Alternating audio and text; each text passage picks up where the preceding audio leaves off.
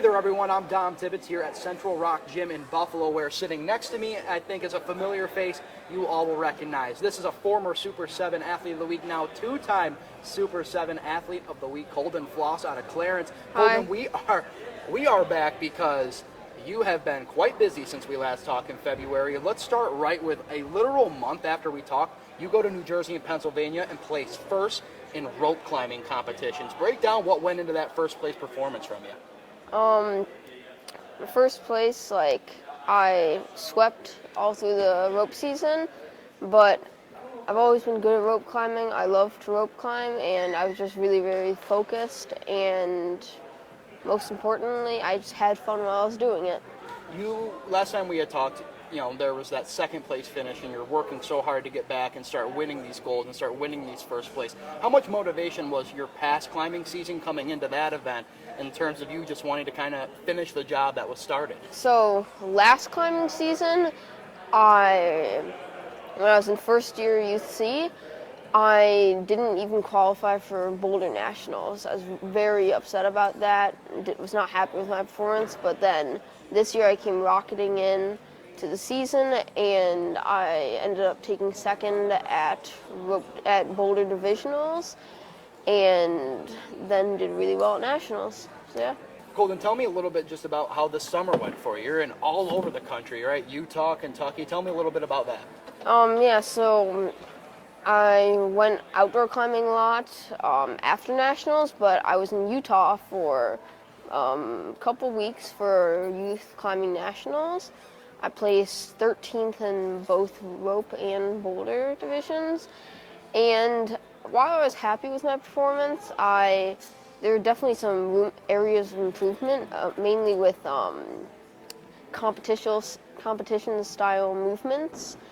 That's an area that I definitely saw I needed to work on.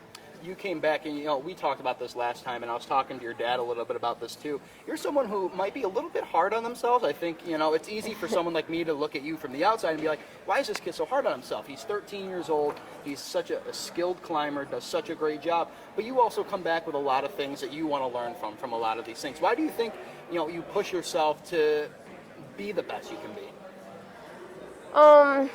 I don't know. It was just kind of instilled in me from a young age, and I want to put forth my best always. That's why I always train really hard, and there's always an area of improvement that I could be utilizing and stuff. Do you ever get a chance for yourself just to even sit back and kind of look at what you've been able to accomplish? Because you have accomplished quite a bit. Yeah, sometimes I don't give myself enough credit sometimes. I am always really hard on myself, and I just think about things that I need to do better. But my dad and coaches helped me realize some of the good things that I've done. Yeah.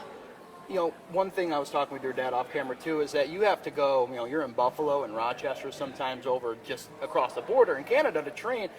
That can be a lot for someone of your age with also your school responsibilities and stuff to do. Do you like the grind of having to maybe go to 3 different gyms, kind of put yourself in these different situations to match the level of quality climbers you're going to see in competitions?